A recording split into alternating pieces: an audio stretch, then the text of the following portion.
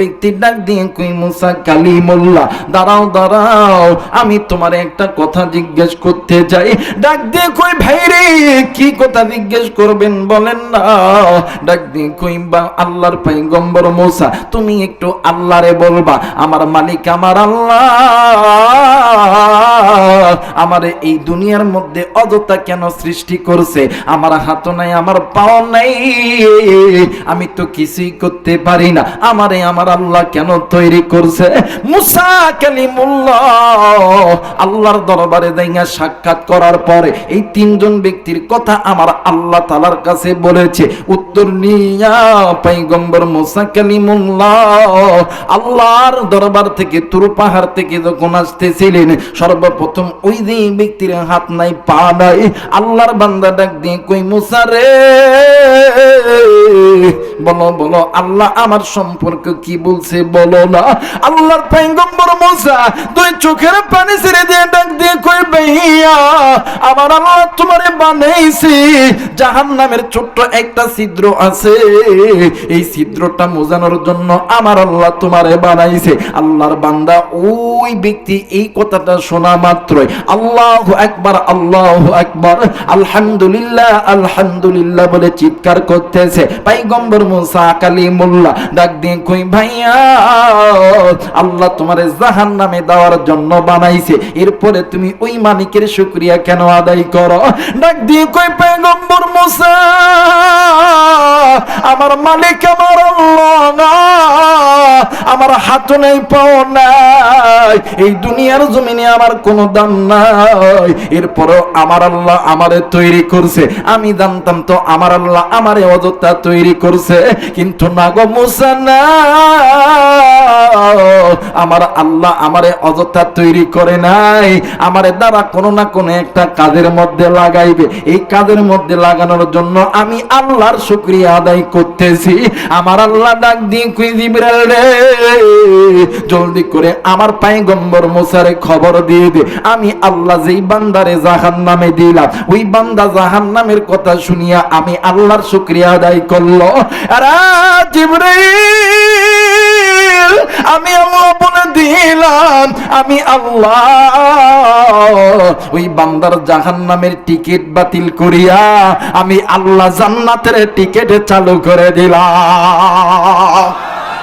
এই জন্য আল্লাহর নিয়ামতের শুকরিয়া আদায় করতে হয়। আল্লাহ আপনারা আমার সুস্থ রাখছে, এই জন্য আল্লাহর দরবারে শুকরিয়া আদায় দরকার।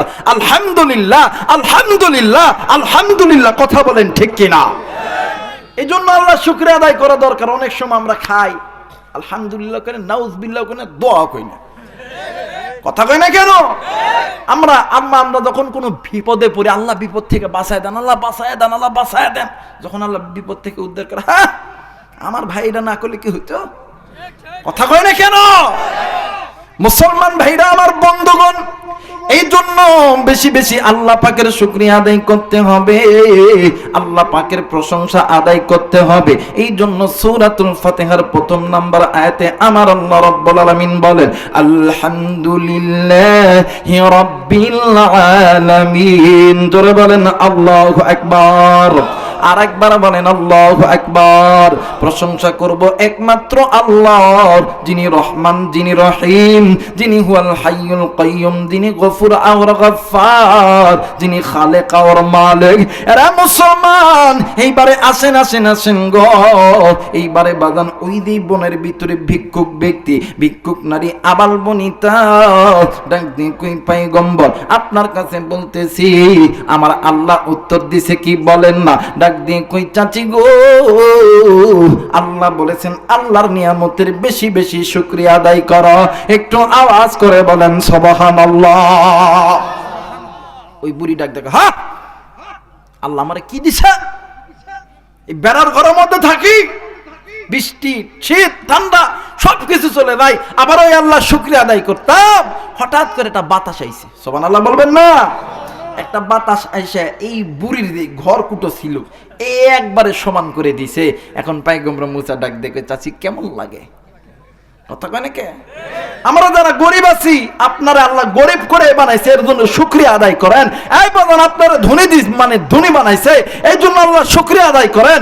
এই আপনারা এমপি মন্ত্রী বানাইছে, এই জন্য শুকরিয়া আদায় করেন। কিন্তু আফসোসের বিষয় হইল আমরা গরিব ধনী বড়লোক এমপি মন্ত্রী আলেম উলামা আল্লাহ পাকের শুকর করি না বিদায় আজ আল্লাহর রহমত থেকে মুসলমান বঞ্চিত। কথা বলেন ঠিক কিনা?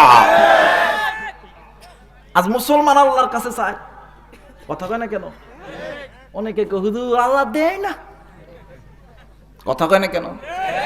আল্লাহ দেয় না। আরে চোর চিটার বাটপার, তোর আল্লাহ দিব কে? আমি একটা সংক্ষিপ্ত একটা কথা বুঝাই। অনেক সময় ধরেন আজকের মাহফিলে যিনি সভাপতি, ইনার বাড়িতে কামলা লাগছে 2 জন। কয়জন? জোরে বলেন কয়জন? চুক্তি হইছে একদিনে 1 বিঘা জমির ধান উঠাইব। কয় বিঘা জমির? 1 বিঘা জমির ধান উঠাইব। 1 বিঘা জমির ধান উঠাইলে 1000 টাকা পাবো, কিন্তু শর্ত হইল একদিনে উঠাইতে হবে। কয়দিন? জোরে বলেন কয়দিন? এখন একদিনে উঠাই নাই, ও সারা দিনে 10 কাঠা মাটির ধান উঠাইছে। এখন বলেন তো দেখি টাকা কি পাবে? কথা বলেন, টাকা কি সভাপতি সাহেব দিবে?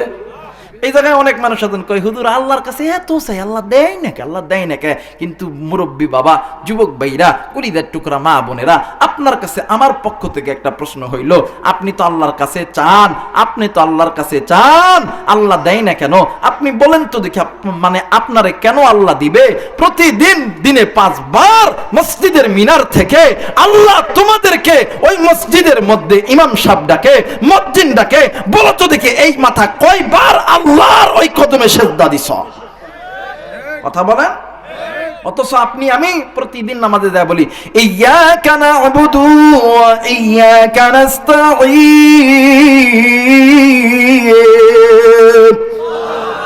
আল্লাহ আপনারা আমরা তো আপনারই ইবাদত করি, আপনার কাছেই চাই। আল্লাহু আকবার, আল্লাহু আকবার। কিন্তু মুসলমান আল্লাহর কাছে চাই ঠিক, কিন্তু আল্লাহর ইবাদত করতে পারি না। কথা বলেন ঠিক কিনা? আজকে কোরআনুল কারীমের তাফসীরের কোরআন কারীম এটা কিন্তু একটা ইবাদতের জায়গা। কথা বলেন ঠিক কিনা? এই জায়গায় অনেক মানুষ আছেন, প্রশ্ন করতেছি, বলেন তো দেখি হাসরের ময়দান যেদিন কায়েম হবে, আমি আলেম, আর একজন আলেম, মুফতি, মুহাদ্দিস, army, BDR, police, RAB, MP, মন্ত্রী ইচ্ছা করলে কি আল্লাহর জান্নাতে যেতে পারবে? জোরে বলেন পারবে? আমাদের দেশের যিনি সাবেক প্রধানমন্ত্রী ছিলেন বেগম খালেদা জিয়া, হে পারবে? শেখ হাসিনা এটাও পারবে না? মনে হয় আমাদের উত্তরবঙ্গের এরশাদ চাচা পারবো, এটাও পারবো না? মনে হয় আমাদের পাশের দেশের নরেন্দ্র মোদী পাওয়ারফুল লোক, এটা পারবো? এটাও পারবো না? ডোনাল্ড ট্রাম্প কেউ পারবো না? সৌদি আরবের বাদশা এটাও পারবো না? যেহেতু স্বীকার করে নিলেন পারবো না, ইচ্ছা করলে আল্লাহর জান্নাতে যেমন যাওয়া যায় না, কোরআনের ময়দানে ইচ্ছা করে আসা যায় না। আল্লাহ যাদেরকে কবুল করছে তারাই আসতে পারে। আর হাদিসের ভাষায় এই দুনিয়ার ছোট্ট জান্নাতের বাগানের ওসিলায় আল্লাহ হাসরের ময়দানে বড় জান্নাত দান করবে। জোরে বলেন আমিন। আরেকবার বলেন আমিন। কিন্তু আফসোসের বিষয়, আজকে মুসলমান আল্লাহর কাছে শুধু চায়। আল্লাহর কাছে কি ভাই? চায়, কিন্তু আল্লাহর কাছে এই মাথাটা দিয়ে সিজদা দেই না। চাওয়ার দিকে 16 আনা, ডিউটি করবা না, টাকা নিবা। আর আল্লাহ কি এতই বোকা? কথা বলে নাকি? আল্লাহ কি বোকা যে তোমার মতন একজন মুনাফিক আল্লাহর দরবারে সিজদা দাও না, আর তুমি চাইলাই আল্লাহ তোমারে দিয়ে দিল? আল্লাহ এত বোকা না? কথা বলেন ঠিক কিনা? মুসলমান ভাইরা আমার, বন্ধুগণ, 3-4 নম্বর আয়াত হইল ইয়্যাকা না'বুদু ওয়া ইয়্যাকা নাস্তাঈন। আল্লাহ আমরা আপনারই ইবাদত করব, আপনার কাছেই চাইব। মুসলমান বাবাজি, এই আয়াতের তাফসীর করতে যাইয়া আল্লামা কাজী সানাউল্লাহ পানিপতি রাহমাতুল্লাহ আলাইহি তিনি বলেছেন, যারা আল্লাহর ইবাদত করবে, যারা আল্লাহর কাছে চাইবে, এরা হইল পরিপূর্ণ ঈমানদার। আর এই ঈমানদার আল্লাহর ইবাদত মানে আল্লাহ পাকের ইবাদত পরিপূর্ণভাবে করে বিদায় আল্লাহ তাআলা ঈমানদারদের কোনো জরুরত আল্লাহ তাআলা কমতি রাখে না। আল্লাহ তাআলা ঈমানদারদের সমস্ত জরুরত আমার আল্লাহ আসমানি গায়বী খাজানা থেকে পূরণ করে দেয়। একটু আওয়াজ করে বলেন সুবহানাল্লাহ।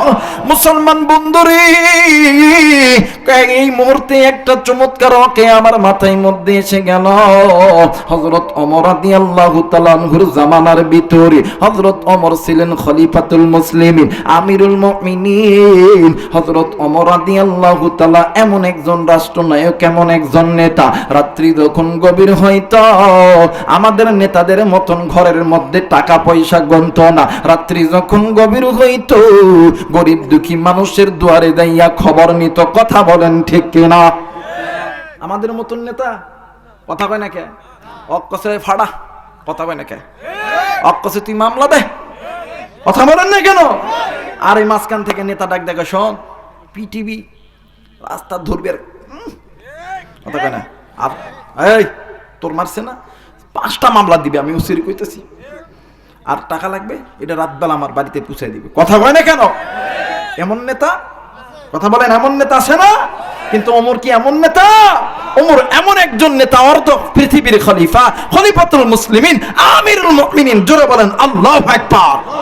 মুসলমান ভাইরা আমার, বন্ধুগণ, হাদিসের কিতাব খুললে পাওয়া যায় ইয়ামিনের কিছু গোত্র মানুষ একদিন হযরত ওমর রাদিয়াল্লাহু তাআলা আনহুকে জিজ্ঞাসা করছে, ওমর রে, আপনি এত বড় একজন রাষ্ট্রনায়ক, এরপরও আপনার কতগুলো আপনার প্রজারা আছে, কতগুলো সৈন্যরা আছে, এদেরকে দিয়ে তো আপনি সমাজের খবর নিলেও তো পারতেন। ওমর ডাক দিয়ে কই, ভাই রে, এরা কি হাসরের ময়দানে আমি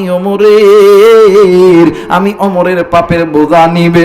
আমি যদি মানুষের দরবারে না যাই, মানুষের ঘরে ঘরে যদি না যাই, তাইলে এই মানুষ যদি হাসরের ময়দান যেদিন কায়েম হবে, আমি ওমরের বিরুদ্ধে আমার আল্লাহর দরবারে যদি নালিশ করে, আমার আল্লাহ যদি আমারে জাহান্নামে দেয়, আমি ওমর আল্লাহর জাহান্নামের আগুন সহ্য করতে পারবো না। এই ওমর রাদিয়াল্লাহু তাআলা আনহু একদিন মদিনার বুকে ঘুরতেছেন, হঠাৎ করে হযরত ওমরের কানে একটা কান্নার আওয়াজ আসলো। এইবারে 2টা সন্তান ডাক দিয়ে কই, মা গো, আমার বাবা মারা গেছে কয়েকদিন হইল। ও মা, কয়েক মাস হইল আমার বাবা মারা গেছে। ও মা, আজ কয়েক মাস হইল আমরা তো গোস্ত খাই নাই। মা, আশেপাশের বাড়ির গুলোতে গোস্ত রান্না করে, কিন্তু আপনি তো আমারে গোস্ত খাওয়ান না। এইবার মা জননী ডাক দিয়ে কই, বেটা তোমরা দাঁড়ায় যাও। এইবারে মা জননী সুন্দর করে ওযু করে 2 রাকাত সালাতুল হাজতের নামাজ পড়িয়া আল্লাহর কাছে 2 হাত তুলিয়া ডাক দিয়ে কই, ওগো মালিক, আমি এমন একজন হতভাগা নারী, এই দুনিয়ার জমিনে আমার মা নাই, এই দুনিয়ার জমিনে আমার বাবা নাই। আল্লাহ গো, এই দুনিয়ার জমিনে আমার স্বামী নাই, আমি মহিলা মানুষ, 2টা সন্তান, আমার 2টা সন্তান গোস্ত খাবে রে আল্লাহ।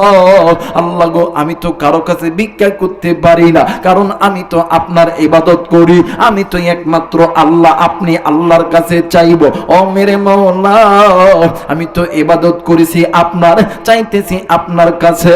ও গো মালিক, আমরা গরিব মানুষ হইছি বিদায় কি আমার সন্তান গোস্ত পাবে না? হযরত ওমর রাদিয়াল্লাহু তাআলা আনহু ওই রাস্তা দিয়া যায়। ওমর জলদি করিয়া ঘটনা শুনিয়া রাজপ্রাসাদে চলে গেছে। রাজপ্রাসাদ থেকে আটা এবং গোস্ত দিয়ে একজনের মাধ্যমে পাঠায়া দিয়েছে। ওমরের দরবার থেকে তোমার বাড়ির জন্য আটা এবং গোস্ত দিয়ে পাঠায়া দিয়েছে। আরে বন্ধু দেখেন, ইয়াকা না'বুদু ওয়া ইয়াকা নাস্তাঈন, যারা আল্লাহর ইবাদত করে, যারা আল্লাহর কাছে চায়, আল্লাহ এদেরকে কোনোদিন খালি হাতে ফেরত দেয় না। ওরে বন্ধু, এইবার দেখেন আল্লাহর বান্দি গোস্ত খানা পাইয়া, আটা খানা পাইয়া রুটি বানাইতে শুরু করেছে, কিন্তু গোস্ত রান্না করতে বাজান পেঁয়াজ আদা রসুন লাগে, সমস্ত কিছু ঘরের মধ্যে আছে, কিন্তু একটা জিনিস নাই, এই জিনিসটা হইতেছে তেল। এখন তেল ছাড়া কিন্তু তরকারি রান্না করা যায় না। আরে নীলফামারীর বাবাদেরা, এরে ডিমার ডুমরার মা বোনেরা, কোন দিকে কোনো নজর নাই, আমাকে একটু সামনের দিকে যাইতে দেয়। এরে বন্ধু, আমি অন্যান্য বক্তার মতো বারবার ঘুরি দেখে আমার পছন্দ, আমার ভালো লাগে না, কারণ এসেছি কোরআনের কথা বলার জন্য। কেন আমি বারবার ঘুরি দেখব? যখন আল্লাহ এই জবান বন্ধ করিয়া দিবে, তখন এমনিতেই বন্ধ হইয়া যাবে। বাজান এমন করে যদি বলি আধা ঘন্টা সময় থাকবেন না, চলে যাবে। জোরে বলেন থাকবেন না চলে যাবেন?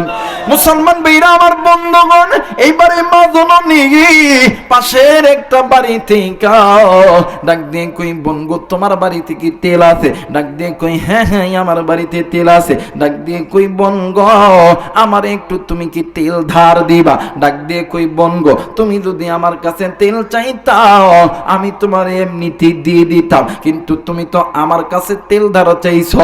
এখন ধারের নিয়ম হইল, বলো তুমি আমার কাছ থেকে জিনিস নিবা, তুমি আমার জিনিসটা কখন ফেরত দিবা?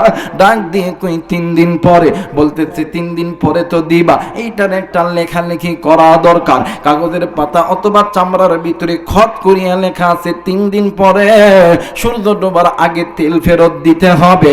আল্লাহর বান্দে এই তেল নিয়ে গোস্ত রান্না করিয়া সন্তানদেরকে শান্তি মতন খাওয়াইছে।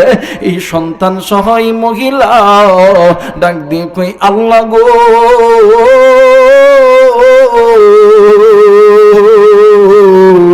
যে রাষ্ট্রের ভিতরে যে রাষ্ট্রনায়ক আমার সন্তানের ইচ্ছাটা পূরণ করলো তোমার হুকুমে, আল্লাহ তুমি এই রাষ্ট্রনায়ককে আল্লাহ তুমি ইসলামের জন্য দ্বীনের জন্য কবুল করে নাও।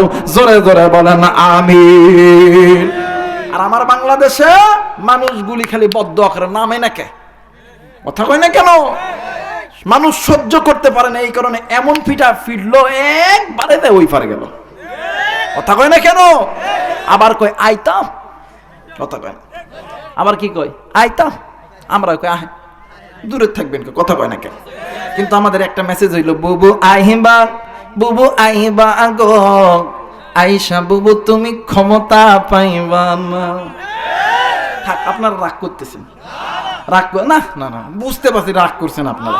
না কইতাম না, কইতাম না, গুনাহ হবে, গুনাহ হবে। বুবু আইবা, বুবু আইবা গ, আইসা বুবু তুমি ক্ষমতা পাইবা না। কথা কয় না, কথা কয় না। কারণ এই দেশের মানুষকে নির্যাতন করতে করতে নির্যাতনের সীমা যখন লঙ্ঘন হয়ে গেছে, আমার আল্লাহ ছাড় দেয়, কিন্তু আল্লাহ ছেড়ে দেয়। জোরে বলেন ছেড়ে দেয় না। কিন্তু যখন সমস্ত মুসলমান যারা আল্লাহর উপর বিশ্বাসী এরা যখন ময়দানে নেমেছে, আল্লাহ তাআলা মুসলমানদের জয় দিয়েছে। জোরে বলেন আল্লাহু আকবার। আর একবার বলেন আল্লাহু আকবার।